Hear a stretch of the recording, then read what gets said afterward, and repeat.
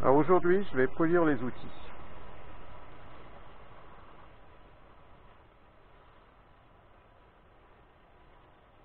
À quoi ça sert? En fait, on va, par ce moyen-là, parfaire la surface qui sera en frottement avec le bois. Donc, c'est supposé effacer, ou du moins atténuer, les traces laissées par les dispositifs d'affûtage. Évidemment, on utilise ce type de démarche que pour les outils qui vont être utilisés sur des passes de finition. Mais en gros, ça évite du temps au ponçage, ça évite de marquer les morceaux de bois. Alors, comment je fais ça? Écoutez, c'est très très simple. Il y a quelques temps, j'ai acheté un kit de polissage chez Lidl. On trouve là-dedans deux roues, une en tissu et une en feutre. Celle en feutre, évidemment plus dure, est destinée à un usage sur les métaux.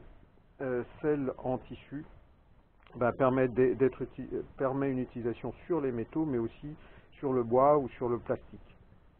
Alors, comment ça se passe? On a deux pâtes à polir. La marron, c'est un grain un peu plus grossier. La bleue, c'est de la finition. Et normalement, j'attends la livraison d'une pâte blanche qui est destinée à la brillance. Donc, ce sera plutôt celle-là qu'on utilisera pour le bois.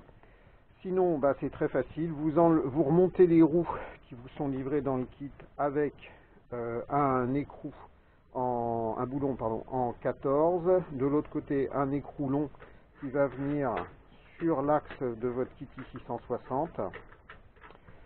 Au préalable, vous mettez la petite bague qui vous permet un serrage en force, mais en restant parfaitement d'équerre par rapport à l'axe du tour.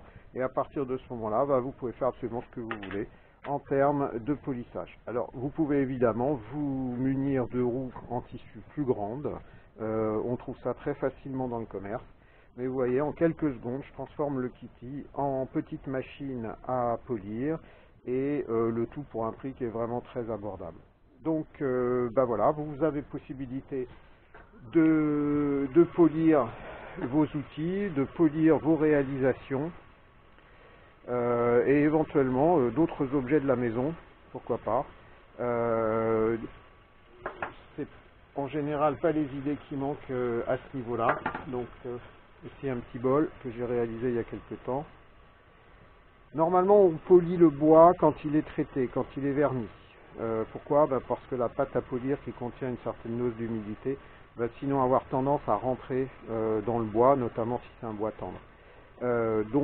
Ceci dit, sur des bois très durs, je pense qu'on peut sans problème appliquer une cire et ensuite la polir pour qu'elle brille bien fort. Voilà, donc écoutez, si ça vous intéresse, achetez-vous quelques écrous, quelques boulons, une roue en tissu, un peu de pâte à polir et vous verrez que les résultats sont très sympas en termes de brillance. Ça fait vraiment ressortir les veines du bois et moi j'aime beaucoup. À bientôt!